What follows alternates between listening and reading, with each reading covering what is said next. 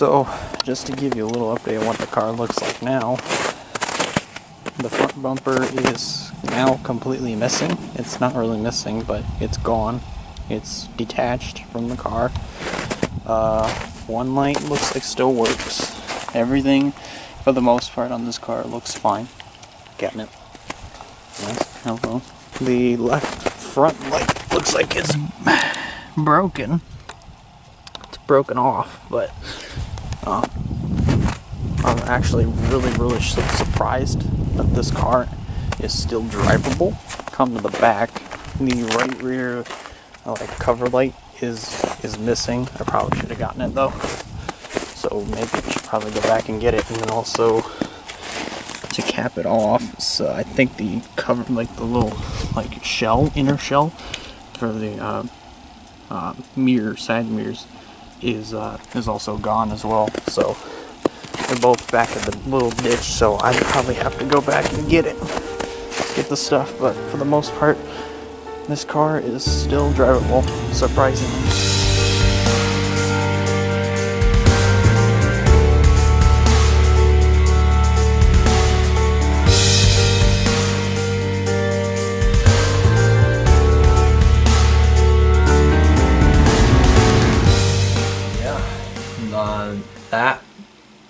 That slide that you just saw, that was real. Yeah, all of that, my car sliding off the road into a ditch, the footage of the tow truck picking up my car, that's real. That all is 100% real. What ended up happening was I was on my way to my counseling appointment, so I was going to do what I would usually do when it comes to traveling from point A to point B, is just vlog the footage from my house to the counseling office, which was in a new place. They had moved shop to another town, so I decided to take a dirt road. And this is something that I shouldn't have done, and I should have known this, but, well, I kind of knew, but my brain didn't kick in until afterwards, is that, you should not really go on dirt roads, especially around winter time, where the roads are snowy and really icy, and you have no grip whatsoever.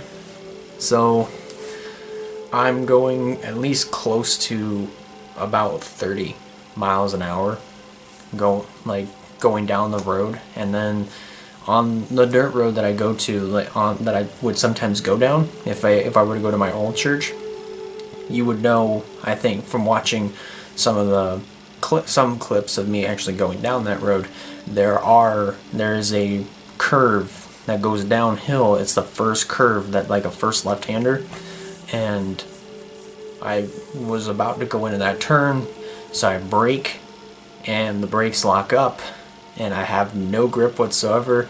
I don't think I even I tried to turn the wheel, but the car was just literally sliding straight into a ditch. I didn't turn it. I was trying to turn, but the car wasn't turning. So, and I'm actually fortunate that it didn't. It's actually a good thing that it didn't turn, because then I probably would have been on my side or upside down, if that were to be the case. So I just go straight in, hit a few trees, and that's where my car was. And luckily, I surveyed the damage. It didn't look too bad. Other than that, I mean, it looked to be fine. So the car still ran. It looked like everything was mostly a-okay. So I managed to get out of the car. I called the counseling office, let them know that we may have to reschedule because of the incident. Well, the single car incident. And also my mother, to let her know what happened, and she called the tow truck and then called me back, and Amy was also on the phone with me. I told Amy about the same thing, and she called me and was saying, hey, it's okay, like, don't freak out, and also asking if I was okay and all that stuff, and vice versa. So sure enough, I'm waiting out in the cold for another 30 to 45 minutes. The tow truck gets there a half hour later. He ends up pulling the truck out, and he ends up pulling my car out within like 45 minutes. And luckily, as I said, it's still surprisingly drivable, and I can still drive it, but I just need to be really, really careful, because I don't know if there's anything that could fall out of the car. I don't know if there's anything that could damage it over time. I don't know. Other than the only other easy fix is the front bumper. That's about it.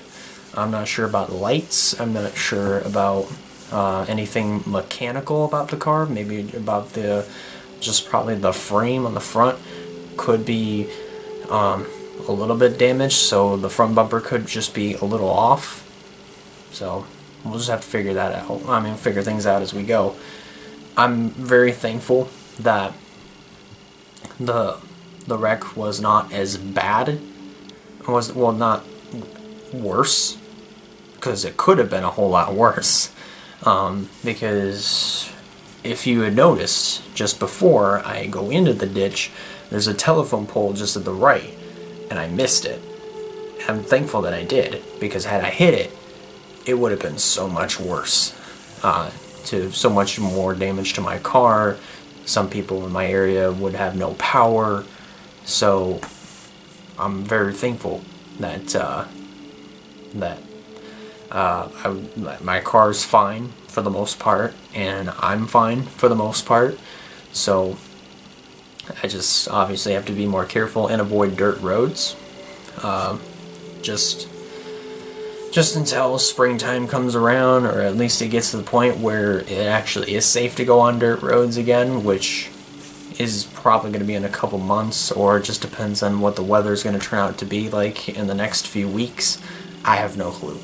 But to people that are actually trying to get their driver's license, use that as an example, and use that as a reminder to either not go on dirt roads, or if you are going to go on a dirt road, or if you absolutely have to be very, very careful.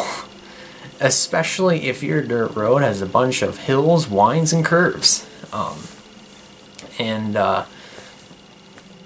That's really about it. Like, I really don't know where else to go with this vlog. So that's about it for me. I'll still make vlogs and videos and everything, so yeah, that's about it. Thank you guys a lot for watching. If you guys liked the video, go ahead and give it a like. If you have not considered subscribing yet, I recommend you do so to keep up with some fine content coming out in the near future. And that about does it for me. I'll see you in the next one.